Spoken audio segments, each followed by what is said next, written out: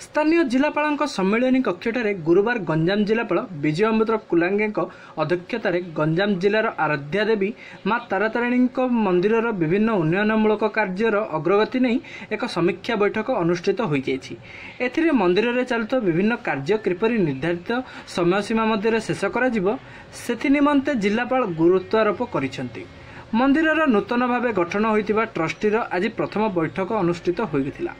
Corona को दृष्टि रखी चलित वर्ष मां को पूजा रीतिनीति प्रकार बिना भक्तरे पालन करा बोली जिलापाल श्री कुलांगे कहते। यह कोविड गाइडलाइन अनुसार समस्त कार्यक्रम करने को से परामर्श देइछन्ति। अन्य मानक मध्य छत्रपुर उपजिलापाल प्रियरंजन पृष्टि, पूर्त विभागर सुपरिटेडेंट इंजीनियर तुषार कांत पंडा, मंदिर कमिटी ट्रस्टीर सभ्य प्रमोद कुमार पंडा, डीएसपी उत्कल केशरी दास, पुरस्तमपुर बीडीओ विजय बेहरा, पुरस्तमपुर तहसीलदार अरुण नायक, पूजक बापूजी रणा, तपन कुमार रणा, हरप्रसाद रणा प्रमुख उपस्थित थिले।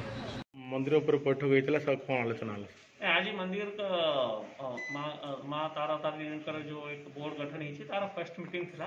तो एक दुर्गा पूजा और एंटायर जो डेवलपमेंट वर्क चली तार रिव्यू नेलु आम और स्पेशली डेवलपमेंट वर्क को आम तुरंत सारी देवा आम पदक्षेप नेबू ए भया discussion. Chhatrapur camera person Jitendra नायकों Prashant Maharana report OB news.